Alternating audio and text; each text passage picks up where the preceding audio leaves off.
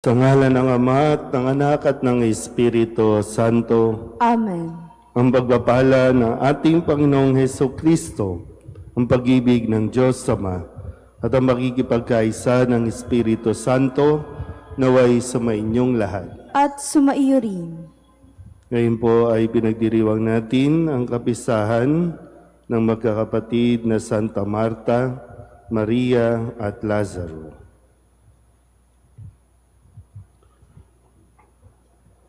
Mga kapatid, aminin natin ang ating mga kasalanan upang tayo'y maging marapat gumanap sa banal na pagdiriwang. Inaamin ko sa mga pangyarihang Diyos At sa inyo mga kapatid, naluba akong nagkasala sa isip, sa salita at sa gawa, at sa aking pagkukulang. Kaya isinasamo ko sa mahal na Birheng Maria, sa lahat ng mga anghel at mga banal, at sa inyo mga kapatid, na ako'y panalangin sa Panginoong ating Diyos. Kawaan tayo ng makapangyarihang Diyos, patawarin tayo sa ating mga kasalanan, at patnubayan tayo sa buhay na walang hanggan. Amen. Panginoon, kaawaan mo kami. Panginoon, kaawaan mo kami. Kristo, kaawaan mo kami. Kristo, kaawaan mo kami. Panginoon, kaawaan mo kami. Panginoon, kaawaan mo kami. Manalangin tayo. Ama naming makapangyarihan, hindi kinahiya ng iyong anak na makituloy sa bahay ni Santa Marta.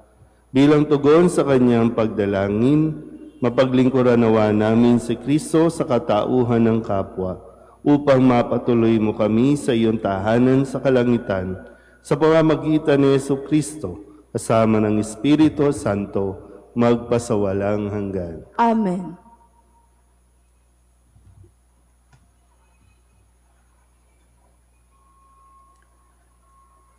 Pagbasa mula sa unang sulat ni Apostol San Juan. Mga minamahal, mag-ibigan tayo sapagkat mula sa Diyos ang pag-ibig. Ang bawat umiibig ay anak ng Diyos at kumikilala sa Diyos. Ang hindi umiibig ay hindi kumikilala sa Diyos, sapagkat ang Diyos ay pag-ibig. Inihayag ng Diyos ang kanyang pag-ibig sa atin nang suguin niya ang kanyang bugtong na anak upang magkaroon tayo ng buhay sa pamamagitan niya. Ito ang pag-ibig, hindi sa inibig natin ng Diyos, kundi tayo ang inibig niya at sinugo ang kanyang anak upang maging handog sa ikapagpapatawad ng ating mga kasalanan. Mga minamahal, yamang gayon kadakila ang pag-ibig ng Diyos sa atin. Dapat din tayong mag-ibigan. Walang taong nakakita sa Diyos kailanman. Ngunit kung tayo'y nag-iibigan, nasa atin siya at nagiging ganap sa atin ang kanyang pag-ibig. Nalalaman nating nananatili tayo sa Diyos at siya naman sa atin, sapagkat pinagkalooban niya tayo ng kanyang Espiritu. Nakita natin at pinatotohanang sinugo ng Ama ang kanyang anak bilang tagapagligtas ng sanlibutan. Ang nagpapahayag na si Jesus ang anak ng Diyos ay nananatili sa Diyos, at ang Diyos na may nananatili sa Kanya. Nalalaman natin at pinananaligan ang pag-ibig ng Diyos sa atin. Ang Diyos ay pag-ibig. Ang nagpapatuloy na umiibig ay nananatili sa Diyos at nananatili naman sa Kanya ang Diyos. Ang salita ng Diyos. Salamat sa Diyos.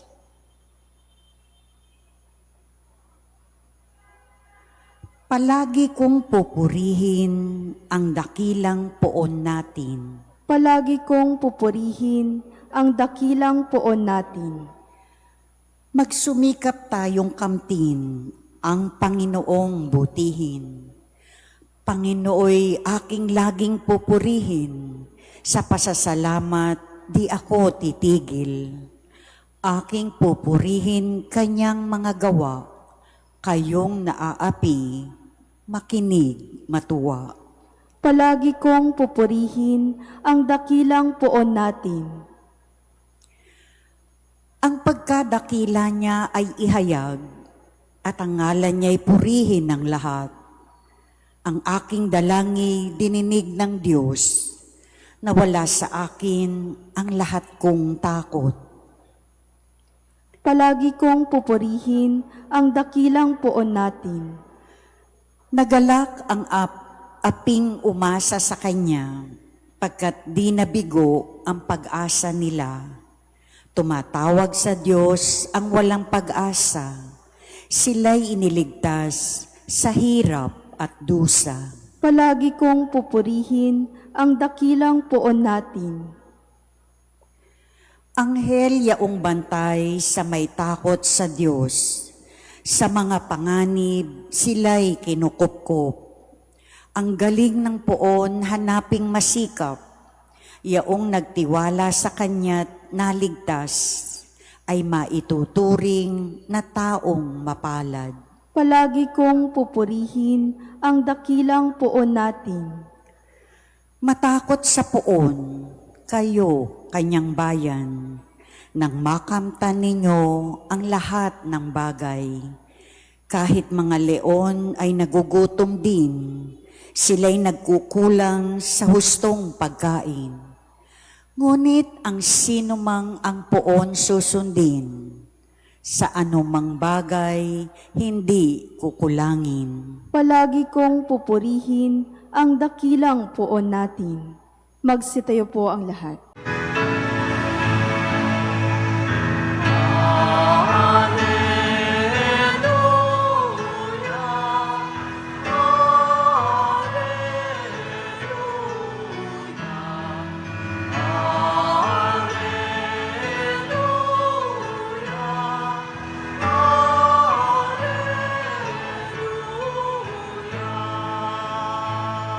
Sinabi ni Hesukristo, "Ako ang ilaw ng mundo at buhay ng alagad ko."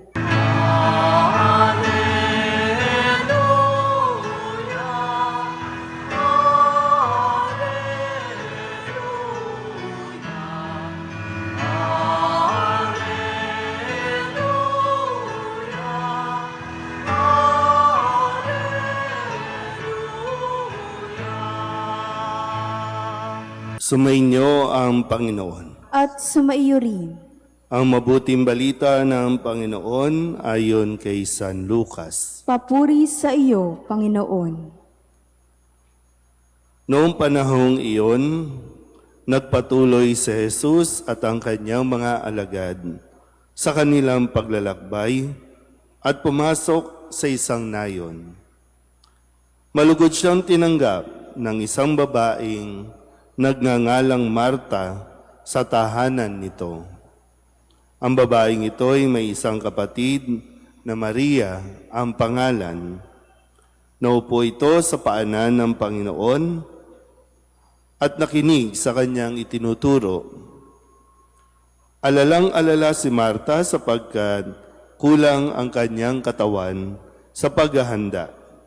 Kaya't lumapit siya kay Jesus at ang wika, "Panginoon, sabihan nga po ninyo sa kapatid kong tulungan naman ako." Ngunit sinagot siya ng Panginoon, "Marta, Marta, naliligalig ka at abalang-abala sa maraming bagay. Ngunit isa lamang ang talagang kailangan. Pinili ni Maria ang lalong mabuti at ito'y hindi aalisin sa kanya." Ang mabuting balita ng Panginoon. Pinupuri ka namin, Panginoong Hesukristo. Isang magandang umaga po sa inyong lahat. Ngayon po ay pinagdiriwang natin ang kapistahan ng magkakapatid na Marta, Maria at Lazaro. Originally, sa liturhiya natin, ito ay kapistahan ni Santa Marta. Pero sa kalaunan ay pinag-isa ang kapisahang ito dahil sila naman po ay pare-parehong malapit sa Diyos, magkakapatid na mahalaga o iniibig ni Jesus. Itinuturing na kaibigan. Kaya madalas po kapag sila ay pumupunta sa Jerusalem, dadaanan muna nila ang Betanya kung saan naroroon ang tahanan ng magkakapatid at sinasabing madalas na humihinto o nagpapahinga si Jesus sa kanilang tahanan. Ngayon, maganda po na mapagnilayan natin na ang nagpapatibay ng kanilang relasyon bilang magkakapatid ay ang kanilang relasyon kay Jesus.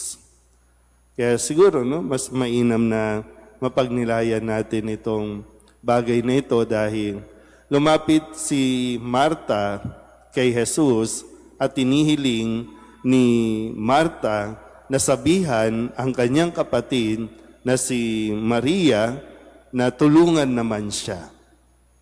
So, itong bagay na ito na maganda, kamusta ba yung relasyon natin magkakapatid? Ano bang nagpapalapit sa atin sa isa't isa? At ano ang nagpapalayo sa atin sa isa't isa? Yung iba, may mga magkakapatid na talagang magkakalimutan na lang. May mga magkakapatid na umaabot sa punto na magsusumpaan dahil lamang sa anong bagay. Pera, iniwan ng magulang, mga ari-arian, samaan ng loob, na parang okay lang. May mga kapatid na pabigat, may mga kapatid na talagang matigas ang ulo. At bakit nangyayari?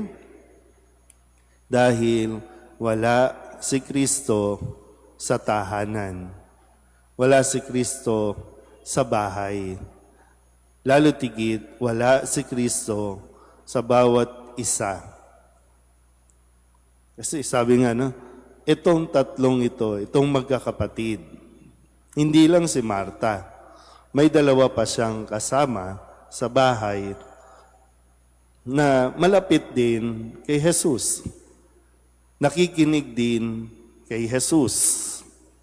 Kaya matibay ang kanilang pagsasamahan. So kung katulad ni Marta, kung lalapit tayo kay Jesus, ano ang sasabihin natin kay Jesus? Ano ang para bang iuutos natin kay Jesus na gawin ni Jesus? Ano ang idinadasal natin kay Jesus? Na parang, sabihan mo nga yung kapatid ko. So ano yung issue? Ano yung gusto mong sabihin? Na ang sagot naman ni Jesus, masyado ka nag-aalala sa maraming bagay. Kaya para bang dito, hindi mapakali si Marta eh. Samantalang si Maria at peace. Kasi hindi naman nga nagdidemand si Jesus na gawin mo ang mga bagay na yan. Kasi ang mahalaga, maupo ka. Ang mahalaga, makapiling mo din ang iba mong mga kapatid na nakikinig. Kasi di ba, sayang yung panahon eh. Sayang yung oras. Yun nga lang, sa kasawiang palad, masyadong naubos ang oras natin sa mga bagay sa mundong ito, hindi na natin nabantayan ang ating mga ugnayan. Na parang unti-unti lumayo na lang tayo sa isa't isa. Na nasanay na tayo na magkakalayo. Nasanay na tayo na hindi napapansinan. Pero muli, kaya naman maibalik kung una tigid tayo ay makikinig at mananatili kay Jesus. Amen.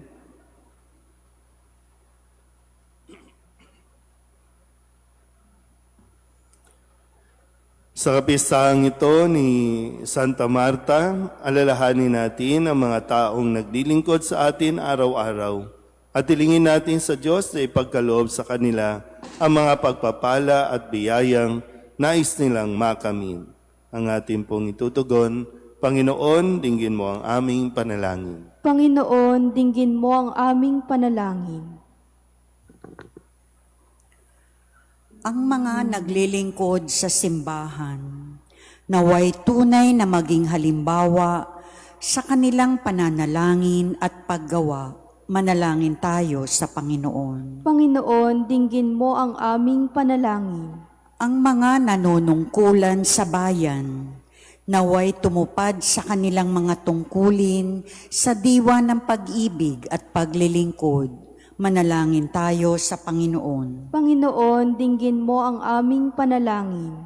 Tulad ni Marta, tayo naway magkusa at maging bukas palad sa pagbibigay ng kagalakan at ginhawa sa mga ipinagkatiwala sa ating pangangalaga. Manalangin tayo sa Panginoon. Panginoon, dinggin mo ang aming panalangin. Ang mga may sakit at matatanda, naway makaranas ng pangangalaga at pagtataguyod ng kanilang mga pamilya at mga kaibigan. Manalangin tayo sa Panginoon. Panginoon, dinggin mo ang aming panalangin. Upang mamayani ang kapayapaan sa gitnang silangan at sa buong mundo, at ipag-adyanawa ang sangkatauhan sa karahasan, kasakiman, at pang-aabuso ng kapangyarihan na nagdudulot ng paghihirap at kamatayan sa marami. Manalangin tayo sa Panginoon. Panginoon, dinggin mo ang aming panalangin. Upang ang lahat ng mga nagdurusa dahil sa kalupitan ng digmaan ay daglian ng makaranas ng kapayapaan at mabuhay ng may kapanatagan at kalayaan. Manalangin tayo sa Panginoon. Panginoon, dinggin mo ang aming panalangin. Ang mga yumaong mananampalataya na naglingkod noong sila ay nabubuhay pa, naway umani sa langit ng mga bunga ng kanilang mga pagsisikap. Manalangin tayo sa Panginoon. Panginoon, dinggin mo ang aming panalangin. Idulog din natin sa Panginoon ang ating mga personal na kahilingan at mga panalangin para sa ating mga pamilya, kasama din ang mga kahilingan ng mga nanonood sa online. Lahat ng mga misang pasasalamat, espesyal na intensyon, agarang paggaling ng mga may sakit, ang lahat ng mga kaluluwa na hinihiling na ipagdasal sa misang ito. Ang lahat ng ito inihiling namin sa ngalan ni Kristong aming Panginoon. Amen.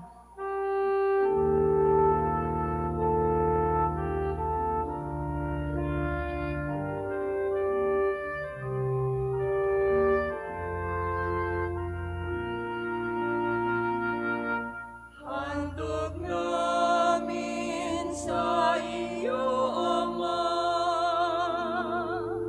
ang tinapay at alak na ito. Handog ng bayang umaasa, sumasambat nagmamahal sa iyo. Handog namin sa iyo, Ama, ang tinapay at alak na ito. Handog ng bayang umaasa, sumasambat nagmamahal sa iyo. Manalangin kayo mga kapatid upang bagahain natin ang kalugdan ng Diyos Amang makapangyarihan. Tanggapin nawa ng Panginoon itong paghahain sa iyong mga kamay, sa kapurihan niya at karangalan sa ating kapanginabangan at sa buong sambayanan niyang banal. Ama naming lumikha, dinarakila ka namin ngayong sina Santa Marta, Maria at Lazarus ay ginugunita upang gaya ng hain nilang pag-ibig na iyong ikinalugod, pagindapatin mo rin ang handog naming paglilingkod sa pamagitan ni Jesucristo kasama ng Espiritu Santo magpasawalang hanggan. Amen. Sumainyo ang Panginoon. At sumaiyo rin. Itaas sa Diyos ang inyong puso at diwa. Itinaas na namin sa Panginoon. Pasalamatan natin ang Panginoong ating Diyos. Marapat na siya ay pasalamatan. Ama naming makapangyarihan, tunay ngang marapat na ikaw ay aming pasalamatan. Ang pagpaparangal sa iyong kabutihay, lagi mong pinaalingaw-ngaw sa iyong sambayanan sa pagkakaroon ng mga kaanib na maaasahan at tapat tulad mo sa pananagutan upang magbunga ang punyagi ng iyong anak na sa iyong pag-ibig kami makatulad. Ang mga banal na tao'y tumutulong sa lahat sa pagbibigay kalimbawa't pananalangin wagas. Kaya kaysa ng mga anghel nagsisiawit ng papuri sa iyo nang walang humpay sa kalangitan, kami nagbubunyi sa iyong kadakilaan.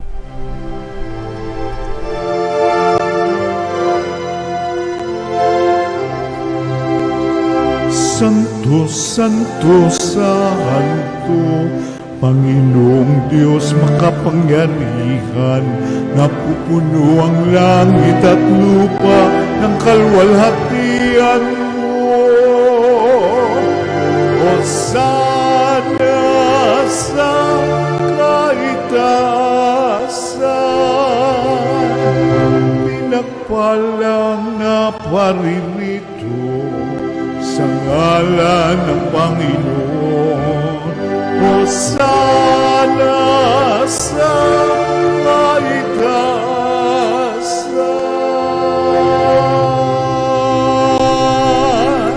Ama naming banal, ikaw ang bukal ng tanang kabanalan. Kaya't sa pamamagitan ng iyong Espiritu, gawin mong banal ang kaloob na ito upang para sa aming maging katawan at dugo ng aming Panginoong Jesucristo. Bago niya pinagtiis ang pusang loob na maging handog, hinawakan niya ang tinapay, pinasalamatan kaniya, pinaghati-hati niya iyon, iniabot sa kanyang mga alagad at sinabi, "Tanggapin ninyong lahat ito at kanin, ito ang aking katawan na ihahandog para sa inyo."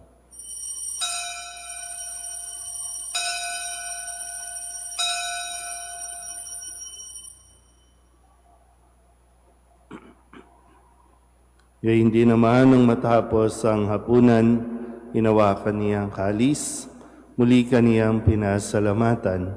Iniabot niya ang kalis sa kanyang mga alagad at sinabi, "Tanggapin ninyong lahat ito at inumin. Ito ang kalis ng aking dugo, ng bago at walang hanggang tipan. Ang aking dugo na ibubuhos para sa inyo at para sa lahat, sa ikapagpapatawad ng mga kasalanan. Gawin ninyo ito sa pag-alaala sa akin."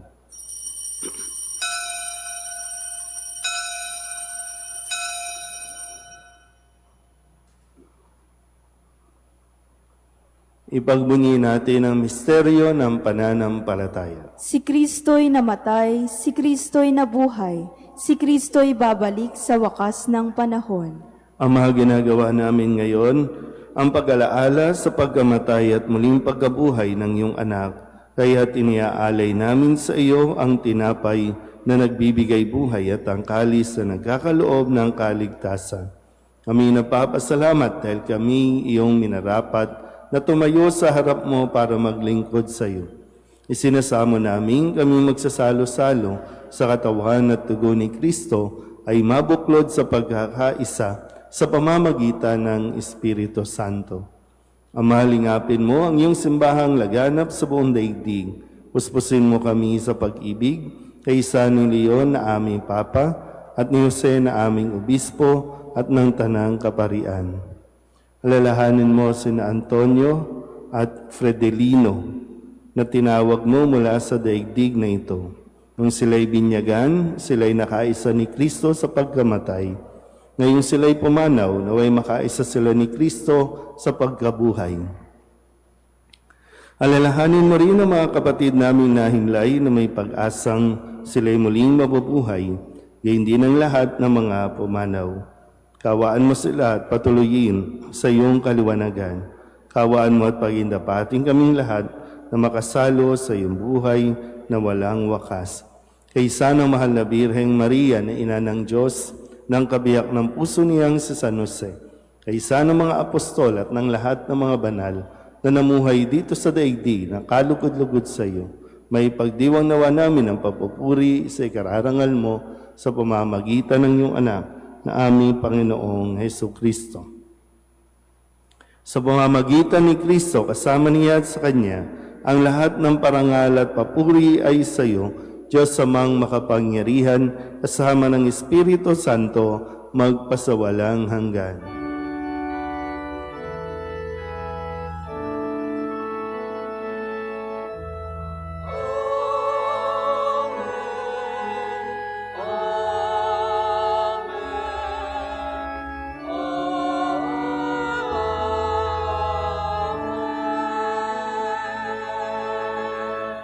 Sa tagubilin ng manakagagaling na utos at turo ni Jesus sa Panginoon natin at Diyos, ipahayag natin ang lakas loob.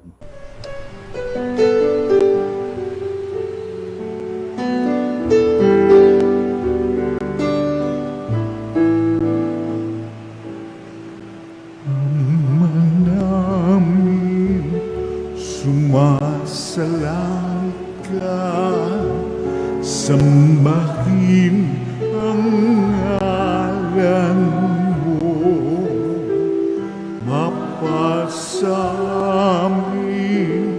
ang kaharian mo, sundin ang loob mo dito sa lupa para nang sa langit. Bigyan mo po kami ngayon ng aming kakanin sa araw-araw at patawarin mo kami sa aming mga sala para ng pagpapatawa namin sa nagkakasala sa amin, at huwag mo kaming ipagdulot sa tukso, at yadya mo kami sa lahat ng masama. Inihiling namin kami iadya sa lahat ng masama, pagkalooban ng kapayapaan araw-araw, iligtas sa kasalanan at ilayo sa lahat ng kapahamakan, samantalang aming pinananabikan ang dakilang araw ng pagpapahayag ng tagapagligtas naming sa Hesus Kristo. Sapagkat iyo ang kaharian at ang kapangyarihan at ang kapurihan magpakailanman. Amen. Panginoong Hesus Kristo, sinabi mo sa iyong mga apostol, kapayapaan ang iniiwan ko sa inyo, ang aking kapayapaan ang binibigay ko sa inyo. Tunghayan mo ang aming pananampalataya at huwag ang aming mga pagkakasala. Pagkalooban mo kami na kapayapaan at pagkakaisa ayon sa iyong kalooban, kasama ng Espiritu Santo, magpasawalang hanggan. Amen. Ang kapayapaan ng Panginoon ay laging sumainyo. At sumaiyo rin. Mabigayan po tayo ng kapayapaan sa isa't isa.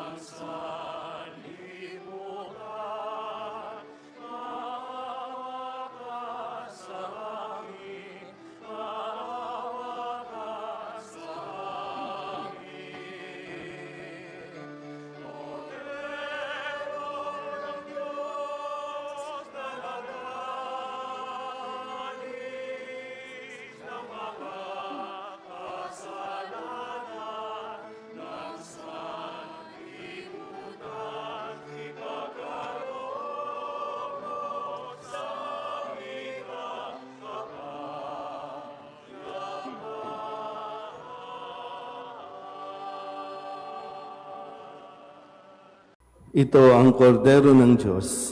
Ito nag-aalis ng kasalanan ng sanlibutan. Mapalad ang mga inaanyayahan sa kanyang piging. Panginoon, hindi ako karapat-dapat na magpatuloy sa iyo, ngunit sa isang salita mo lamang ay gagaling na ako.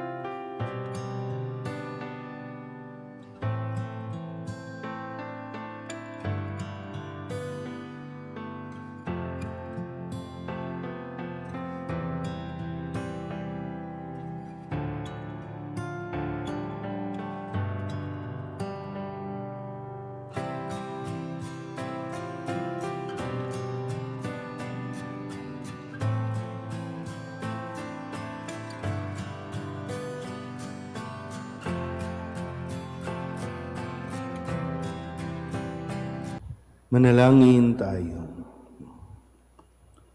Ama naming mapagmahal, pakundangan sa katawat dugo ni Kristo na aming tinanggap, huwag mong ipahintulot na kami sa kasamaan masadlak. Sa halip, pakundangan kay Santa Martang Uliran, umunlad nawa kami sa pag-ibig na wagas araw-araw, at makaharap nawa kami sa iyo sa langit kailanman, sa pamamagitan ni Jesucristo, kasama ng Espiritu Santo, magpasawalang hanggan. Amen. Sumainyo ang Panginoon. At sumaiyo rin. At pagpalain kayo ng makapangyarihang Diyos, Ama at Anak, at Espiritu Santo. Amen. Tapos ang banal na misa, umayo tayo sa kapayapaan ni Kristo. Salamat sa Diyos. Magandang umaga. Nuestro Padre Jesus Nazareno, sinasamba ka namin, pinipintungo ka namin, aral mo ang aming buhay at kaligtasan. Nuestro Padre Jesus Nazareno, iligtas mo kami sa kasalanan. Ang krus mong kinamatayan ay sagisag ng aming kaligtasan. Nuestro Padre Jesus Nazareno, dinarangal ka na amin. Nuestro Padre Jesus Nazareno, nilulwalhati ka namin. Nuestro Padre Jesus Nazareno, dinarangal ka na amin. Nuestro Padre Jesus Nazareno, nilulwalhati ka namin.